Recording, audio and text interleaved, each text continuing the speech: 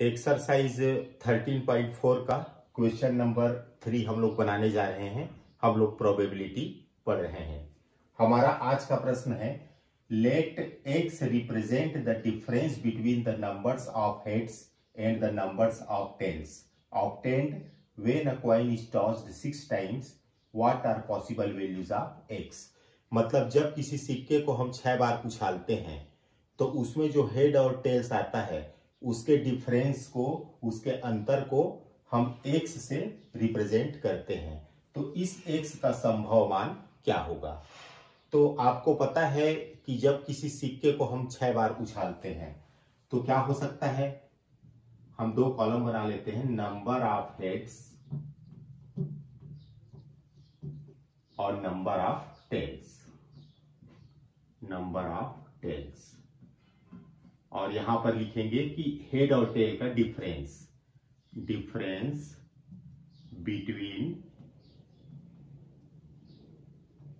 Between head and tails, इसको x से हमको रिप्रेजेंट करना है।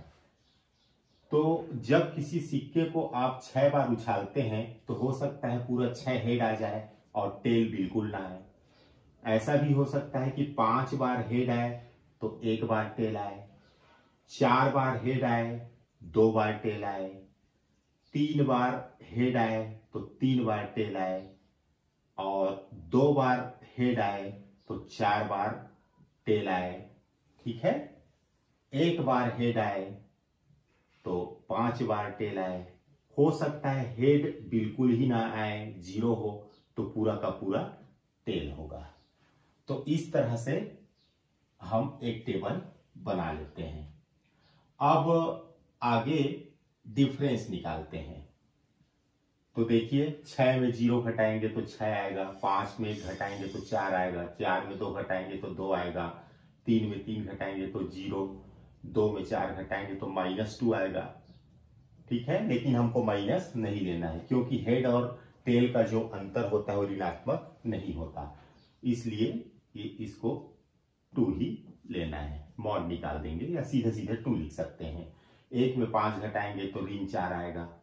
ठीक है, -4 मतलब सीधा सीधा अंतर 4 आया। धनात्मक लेना है यहाँ पर। 0 में 6 माइनस करेंगे तो -6 आएगा, तो ये हो जाएगा 6। तो इस तरह से जो x की पॉसिबल वैल्यूज है उसको आप देख रहे हैं। क्या क्या है यहाँ पर, 0, 2, 4 और 6 है। 2, 4, 6 यहां पर डबल आया है, लेकिन हमको एक ही बार लिखना है। तो इसलिए possible values of x is equal to 0, 2, 4, 6, ये हमारा आंसर होगा। इस तरह से क्वेश्चन नंबर 3 कंप्लीट होता है। आगे क्वेश्चन नंबर 4 बनाएंगे। अब हम क्वेश्चन नंबर 4 देखते हैं। Find the probability distribution of number of heads in 2 tosses of a coin, number of tails in the simultaneous tosses of 3 coins, number of heads in 4 tosses of a coin. हमको probability distribution निकालना है। कब? जब हम किसी सिक्के को 2 बार task करते हैं और हेड प्राप्त होता है। Number of heads in 2 tosses of a coin. तो प्रोबेबिलिटी डिस्ट्रीब्यूशन निकालने का जो तरीका है उसमें हम सबसे पहले एक बॉक्स बनाते हैं। इस बॉक्स में यहां पर x लिखते हैं और यहां पर px लिखते हैं। ये जो x क्या डिनोट करता है? x डिनोट करता है कि नंबर ऑफ हेड्स। ये जो x डिनोट करता है वो है नंबर ऑफ हेड्स। अब चलिए देखते हैं, जब हम किसी सिक्के को 2 बार उछालते हैं तो जब 2 बार उछालते हैं तो हो सकता है कि दोनों बार हेड ना आए, मतलब हेड आया ही नहीं। ठीक है, हो सकता है 1 बार हेड आया और हो सकता है दोनों बार हेड आया। तीन ही बात हो सकती है कि जब सिक्के को हम 2 बार उछालेंगे, सिक्के को 2 बार उछालेंगे तो हेड आया ही नहीं, मतलब 0। एक बार हेड आया तो 1, और 2 बार हेड आया तो यहां पर 2। तो ये पॉसिबल वैल्यूज ऑफ x हुआ, x का संभव मान हुआ। अब हमको इसकी प्रोबेबिलिटी निकालना है, तो सबसे पहले 0 रखेंगे, तो p x इक्वल टू 0। यहां पर x इक्वल टू 0 का मतलब हुआ, x मतलब हेड, हेड नहीं है, तो हेड नहीं है मतलब क्या होगा, दोनों सिक्के में क्या आएगा, टेल आएगा। हेड नहीं है मतलब दोनों में टेल आएगा, ठीक है ना। तो इसकी प्रोबेबिलिटी क्या होगी, आपको पता है, एक टेल है तो 1, सिक्के में हेड और टेल होते हैं तो 1/2, इसी तरह इसके लिए भी 1/2, तो ये हो जाएगा 1/4। आगे px इज इक्वल टू, ये 1 को रखेंगे, इसका क्या मतलब हुआ कि एक हेड आया, तो हो सकता है पहले सिक्के में हेड आया हो, दूसरे में टेल। ऐसा भी हो सकता है कि पहले में टेल आया लेकिन हेड दूसरे में आया। अब इसकी प्रोबेबिलिटी निकालते हैं, तो इसके लिए हो जाएगा 1/2, इसके लिए भी 1/2, प्लस इसके लिए 1/2, और इसके लिए भी 1/2, तो हो जाएगा 1/4 प्लस 1/4, तो इज इक्वल टू, ये हो जाएगा 4, ऊपर में 2, तो हो जाएगा 1/2। अब last p x is equal to, हम लोग ये 2 को रखेंगे, मतलब दोनों हेड आया। x मतलब क्या है, देखिए यहां पर हेड है, दोनों हेड आया, तो दोनों हेड आया मतलब p h h, तो इसकी प्रोबेबिलिटी हो जाएगी 1/2 इसके लिए, और इसके लिए भी 1/2, तो इस तरह से हो जाएगा 1/4। तो देखिए 0 के लिए क्या प्राप्त हुआ, हमको 0 के लिए प्राप्त हुआ 1/4, 1 के लिए हमको प्राप्त हुआ 1/2, और 2 के लिए प्राप्त हुआ 1/4। तो इस तरह से ये जो टेबल आपको दिखाई दे रहा है वही डिस्ट्रीब्यूशन टेबल है, प्रोबेबिलिटी डिस्ट्रीब्यूशन टेबल है। तो इस तरह से हमारा पहला पार्ट कंप्लीट होता है। अब हम इसका सेकेंड पार्ट बनाएंगे। सेकेंड पार्ट क्या कहता है कि number of tails in the simultaneous tosses of 3 coins. 3 सिक्के को उछालना है और टेल पता करना है। तो चलिए 3 सिक्के को हम उछालेंगे तो क्या हो सकता है, पहले लिख लेते हैं। x क्या डिनोट करता है, नंबर ऑफ टेल्स को डिनोट करता है, ठीक है। तो पॉसिबल वैल्यूज ऑफ x क्या होगा, पॉसिबल वैल्यूज ऑफ x। 3 सिक्के को उछालते हैं तो हो सकता है तीनों टेल आए, हो सकता है 2 टेल आए, हो सकता है एक ही टेल आए, हो सकता है टेल आए ही ना। 4 ही बातें हो सकती है, तीनों टेल आए, या 2 टेल आए, या 1 टेल आए, या टेल बिल्कुल ही ना आए। तो ये तो हुआ हमारा x। अब आपको पता है कि हम एक टेबल बनाते हैं, एक सारणी बनाते हैं, इसमें यहां पर x लिखते हैं और यहां पर उसकी प्रोबेबिलिटी लिखते हैं। तो x का जो संभव मान है वो है 0, 1, 2 और 3। सबसे पहले x बराबर 0 रखेंगे, तो p x बराबर 0। x बराबर 0 का मतलब होता है कि नंबर ऑफ टेल्स नहीं है, मतलब कोई, हिंदी में लिख देता हूं, कोई पट्ट नहीं। x बराबर 0, कोई पट्ट नहीं, कोई टेल नहीं। तो कोई टेल नहीं है मतलब तीनों का तीनों हेड होगा। इसकी प्रोबेबिलिटी क्या होगी, तीनों के लिए 1/2 लिखना पड़ेगा, 1/2 इंटू 1/2 इंटू 1/2, हो जाएगा 1/8। अब px इज इक्वल टू, हम यहां पर 1 को रखेंगे, हमको यहां पर 1/8 प्राप्त हुआ। अब x इक्वल टू 1 रखेंगे मतलब एक टेल हमको प्राप्त हुआ है। क्या प्राप्त हुआ है हमको? एक टेल प्राप्त हुआ है। तो ऐसा होगा, देखिए एक टेल मिला पहले सिक्के में तो बाकी दोनों में हेड होगा। हो सकता है ये टेल हमको दूसरे सिक्के में मिले, हो सकता है ये टेल हमको तीसरे सिक्के में मिले। भाई हमको एक टेल मिला है तो एक टेल हो सकता है पहले में मिले, हो सकता है दूसरे सिक्के में मिले, हो सकता है तीसरे में मिले। तो तीन ही संभावनाएं हैं। अब इसकी प्रोबेबिलिटी क्या होगी? तीनों के लिए क्या क्या होगा? 1/2 इंटू 1/2 इंटू 1/2 प्लस यहां पर भी 3 है तो 1/2 इंटू 1/2 इंटू 1/2 प्लस एक हेड है तो एक है, हेड और टेल होता है। यहां पर एक हेड है, हेड और टेल होता है इसलिए 2। यहाँ पे एक टेल है लेकिन सिक्के में हेड और टेल होता है इसलिए 1/2। तो हो जाएगा 1/8 प्लस 1/8 प्लस 1/8, तो हो जाएगा 3/8। Last p x is equal to हम 2 रखेंगे, उसके बाद 3 और रखना है। यहां पे 2 हेड आ रहा है, सॉरी 2 टेल आ रहा है। एक्स क्या चीज है? टेल को डिनोट करता है, ठीक है ना। एक्स किसको डिनोट करता है? टेल को। तो 2 टेल आना चाहिए। तो हो सकता है कि दोनों टेल शुरू के 2 सिक्के में आ जाए, तीसरे में हेड आए। हो सकता है पहला सिक्का में टेल आए, दूसरा में हेड आए, तीसरा में फिर टेल आ गया। या ऐसा भी हो सकता है कि शुरू में हेड आया और आखिरी के दोनों सिक्के में टेल आ गया। तो 3 ही संभावनाएं हो सकती है। x बराबर 2 मतलब 2 टेल, 2 टेल और 2 टेल। इसकी प्रायिकता क्या होगी? 3 बार लिखना पड़ेगा हमको।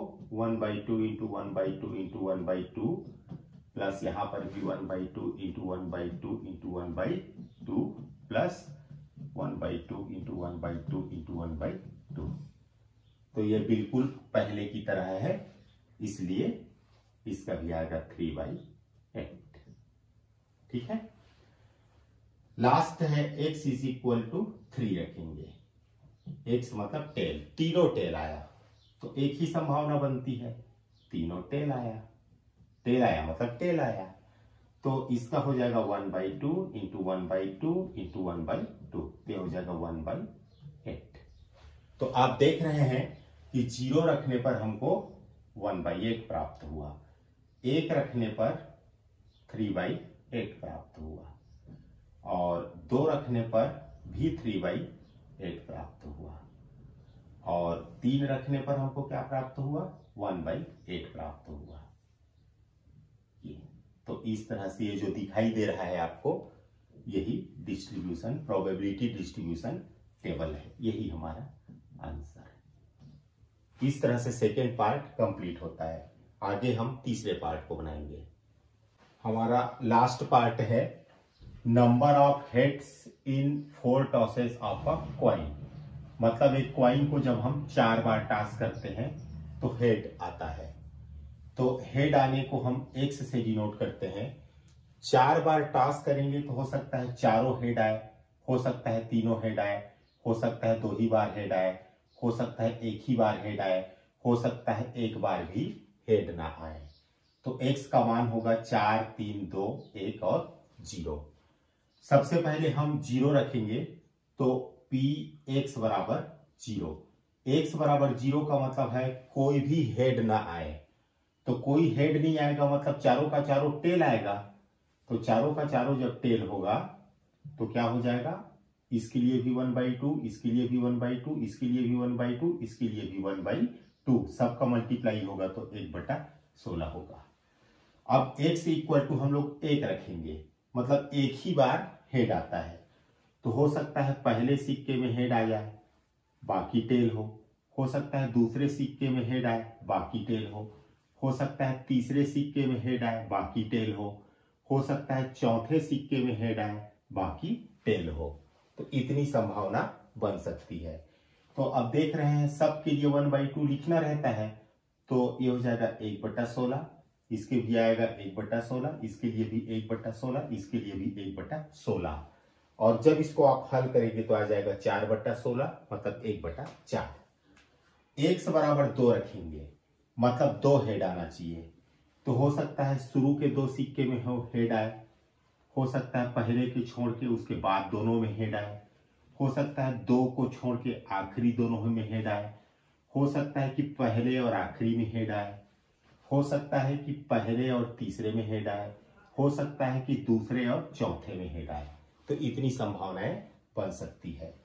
तो इन सब के लिए 1/2 इंटू 1/2 लिखते जाएंगे तो पहले की तरह, तो ये सीधा सीधा आंसर आएगा 3/8 आएगा।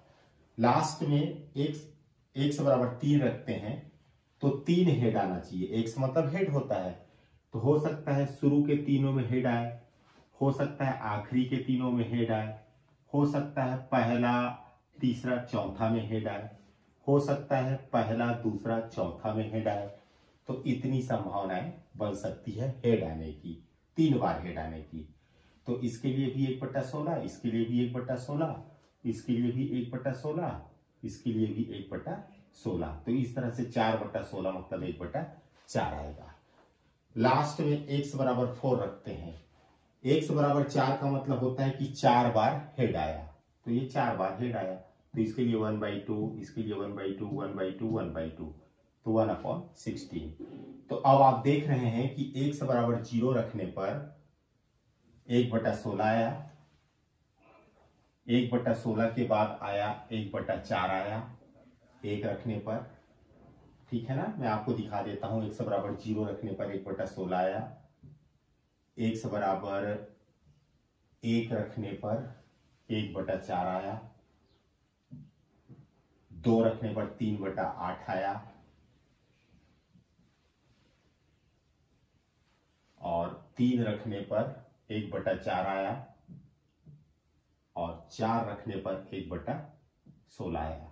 तो इस तरह से प्रोबेबिलिटी डिस्ट्रीब्यूशन टेबल हमारा बन चुका है। तो ये क्वेश्चन हमारा कंप्लीट होता है। आगे हम क्वेश्चन नंबर 5 को बनाएंगे। हमारा क्वेश्चन नंबर 5 है, find the probability distribution of the number of successes in 2 tosses of a die where a success is defined as number greater than 4 and second है 6 appears on at least 1 die। तो सबसे पहले हम पहला part बनाते हैं। यहां पर एक डाई को 2 बार टॉस किया जाता है, 2 बार उछाला जाता है एक पासे को। तो 4 से बड़ी संख्या आती है तो प्रोबेबिलिटी डिस्ट्रीब्यूशन टेबल बनाना है हमको। तो जब किसी पासे को आप उछालेंगे तो उसका सैंपल स्पेस कैसे बनेगा, 1 2 3 4 5 और 6, ये सैंपल स्पेस बनेगा। यहां पर ns इज इक्वल टू 6 होगा। हमारे पास एक रेंडम वेरिएबल x है, यादृच्छिक चर। जब पासे को आप 2 बार उछालते हैं तो हो सकता है दोनों पासों में 4 से बड़ा अंक न आए, हो सकता है दोनों में से किसी एक पासे में 4 से बड़ा अंक आए, हो सकता है दोनों पासों में 4 से बड़ा अंक आए। तो ये रेंडम वेरिएबल x का पॉसिबल मान होगा, पॉसिबल वैल्यू होगी। हम एक घटना a मानते हैं, ये घटना कैसी है, ग्रेटर देन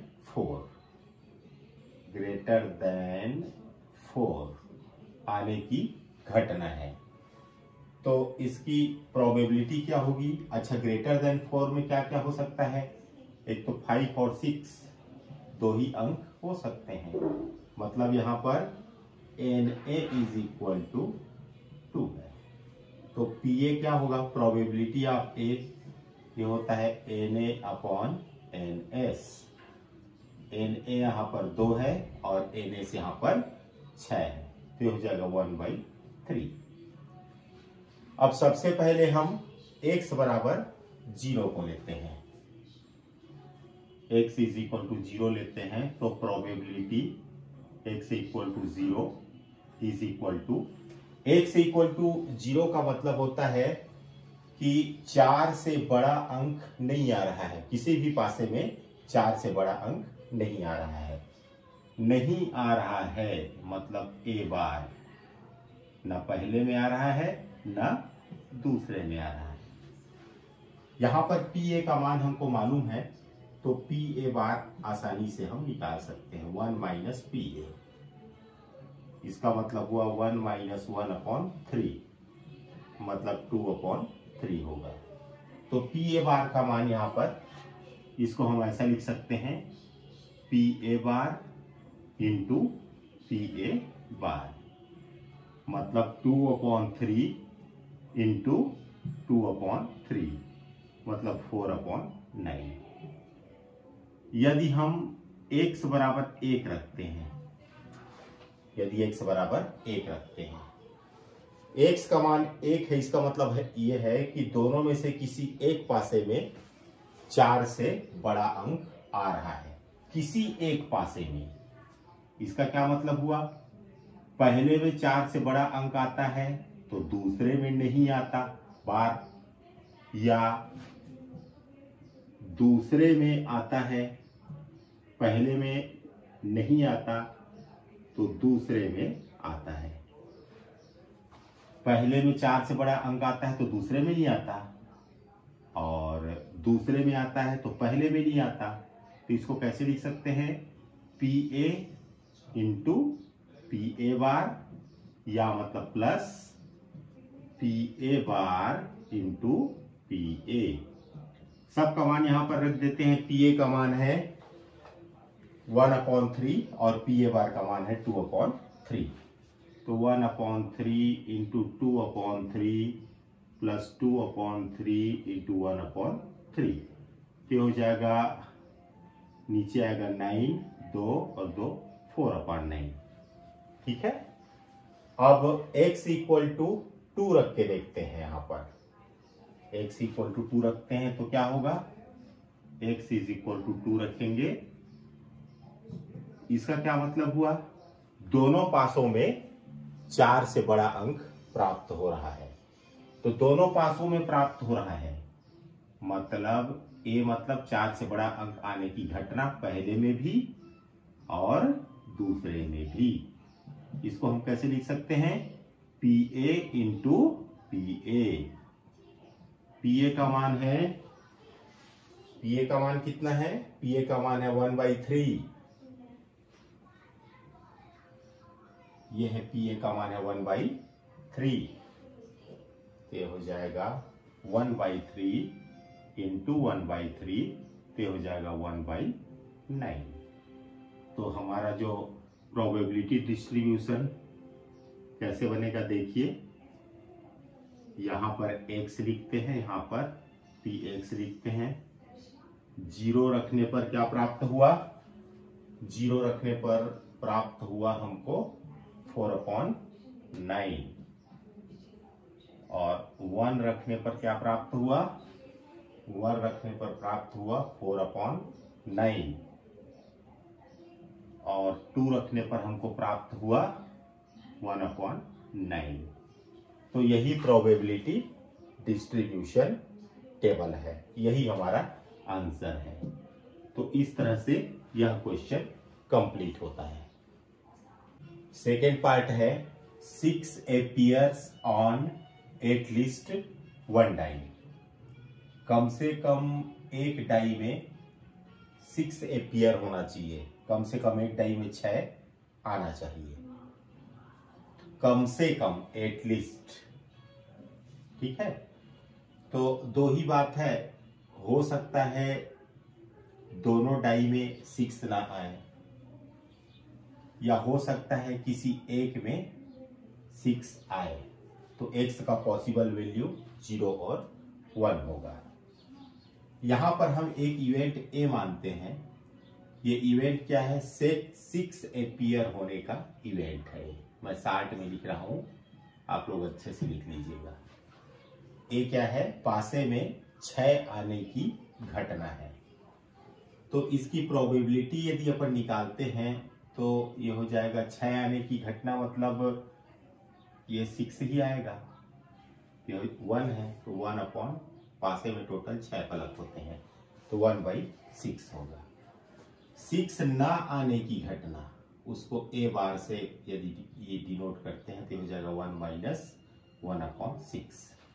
आने की घटना, ना आने की, तो ना आने की निकालते हैं तो हमेशा एक में से उसको घटाते हैं तो हो जाएगा 5/6 हो जाएगा। ठीक है यहां तक। अब x = 0 रखते हैं, इसको लेकर के चलते हैं। x = 0 तो px = 0। इसका मतलब ये हुआ कि किसी भी पासे में 6 नहीं आता है, ना तो पहले वाले पासे में आता है और ना ही दूसरे वाले पासे में आता है। 6 नहीं आता है, मतलब ए बार। इसको लिख सकते हैं PA बार इंटू PA बार, और PA बार का मान है 5/6, तो 5/6 इंटू 5/6 25/36 हो जाएगा। अब x = 1, x = 0 का मतलब नहीं आता और x = 1 का मतलब आता है। तो आता है और नहीं आता है, इसका अपोजिट है, तो हो जाएगा 1 - px = 0, तो हो जाएगा 1 - 25/36, तो हो जाएगा 11/36। ये है px = 1। तो हमारा जो प्रोबेबिलिटी डिस्ट्रीब्यूशन टेबल कैसे बनेगा? यहाँ पर x लेते हैं, यहाँ पर px लेते हैं। x यदि 0 है तो 25/36 आया, और यदि x 1 है तो 11/36 आया। यही हमारा प्रोबेबिलिटी डिस्ट्रीब्यूशन टेबल है। तो इस तरह से ये प्रश्न कंप्लीट होता है।